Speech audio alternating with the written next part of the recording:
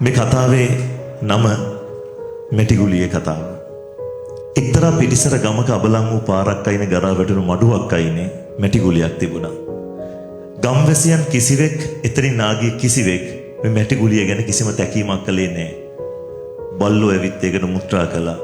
එතනින් යන්නේන සමහර අය මේක පාගගෙන ගියා. තව සමහරව ඒකට කෙල ගැහුවා. කොටින්ම කිව්වොත් කවුරුත් මේ මැටිගුලිය ගණන් ගත්තේ නැහැ. කාටවත් මේ මැටිගුලිය ඕනුනේත් නැහැ. ඒ නිසා ඒකට ඉල්ලුමක් තිබෙත් නැහැ. දවසක් දක්ෂ කුමල් ශිල්පියෙක් මේ මැටිගුලිය හම්බෙන් වගේ දැක්කා. මේ දැන් කවුරුත් ගණන් ගන්න නැති වුණත් මේ ස්වරූපේ වෙනස් කළොත් ඊට කවුරුත් කැමති වෙන බව ඔහු අත්දැකීමෙන් දැනගෙන හිටියා. ඔහු මේ මැටිගුලිය අහුලගෙන Taman වැඩ කරන තැනට ගෙනිච්චා. මාව අතහැරපන්. කොහෙද මාව ගෙනියන්නේ? මැටිගුලිය තරහින් ඇහුවා. පොඩ්ඩක් කොහොම ඉවසන්න. මම නුඹව අතහරිනවා. ඒත් දැන් නෙමෙයි. එතකන් ඉවසන්න. කුමල් ශිල්පියා මැටිගුලියට උපදෙස් දුන්නා. ඔහු මේ මැටිගුලිය රැගෙන ගොස් ඊට නිසි පදමට වතුර දාලා කලවම් කරලා ඒ තදින් තලන්න පටන් ගත්තා. තැලුම් වේදනා දරා ගන්න බැරුව මැටිගුලිය කෑ ගැහුවා. අතහැරපන් මාව. මොකද්ද මං ඔබට කරු වැරද්ද? එයි මට මේ විදිහට වද දෙන්නේ. මාව ගිහින් දාපන් කලින් හිටපු තැනට. මැටිගුලිය විලාප දුන්නා. පොඩ්ඩක් කොහොම ඉවසන්න මම නුඹව අතාරිනවා. ඒත් දැන් නෙමෙයි. තව ඒකට පොඩි වෙලාවක් තියෙනවා. එතකන් ඉවසන්න කුමල් ශිල්පියා කිව්වා. පදම් කරගත්ත මැටි සංග්‍රහණයේ කුමල් ශිල්පියා සකපෝරුවේ තියලා කරකවමින් අලංකාර කෝප්පයක හැඩේ ගන්න අතුරු ඒ අතින් මනාව උපමට්ටම් කළා. සකපෝරුවේ කරකවද්දි මැටිගුලියට දරා ගන්න බැරි තරම් අපහසුවක් දැනුණා. කරකැවිල්ල හැදිලා විසිවෙයි කියලා මැටිගුලිය බයින් කෑ ගැහුවා. මාව අතහැරපන්. ඇයි මට මෙහෙම හිංසා කරන්නේ? මාත් එක්ක තියෙන තරහ කුමක්ද? මට දරා ගන්න බැරි තරම් කරකැවිල්ලයි මැටිගුලිය දොස් කිව්වා. දැන් මේ මැටිගුලියක් නෙමෙයි. එහි හැඩේ වෙනස් වෙලා කෝප්පයක් වෙලා. ඒත් ඒ බව දැන සිටියේ නැහැ මැටිගුලිය. කුමල් ශිල්පියා මේ කෝප්පය අතාරින්න තාම ලැස්ති නැහැ. අනතුරුව මැටි කෝප්පේ රත් වෙන්න උදුනේ තැබුවා. උදුන තුල අධික රස්නේ නිසා තමාට හුස්ම ගන්න බැරි වෙලා මැරෙයි කියලා මැටි කෝප්පේ බය වුණා.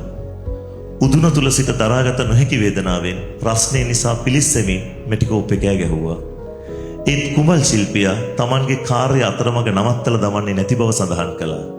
ඒ සියල්ල දරා ගන්නට මැටි කෝප්පේට දිරි දෙමින් ඔහු කතා කළා.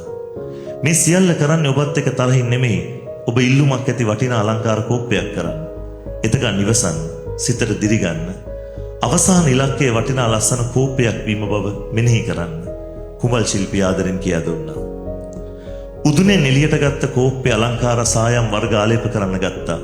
මේ සායම් සුවඳට කෝප්පෙට හුස්ම ගන්න අපහසුයි කියලා දැනුණා.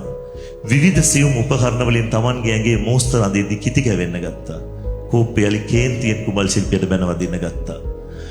මෝස්තර දමා වර්ණ සායම් තවර අලංකාර කළ කෝප්පය කුමල් ශිල්පියා විසින් අනෙක් අයට දැක බලා ගන්නට Tamanගේ සාප්පුවේ ප්‍රදර්ශන කුටියක තැන්පත් කරා.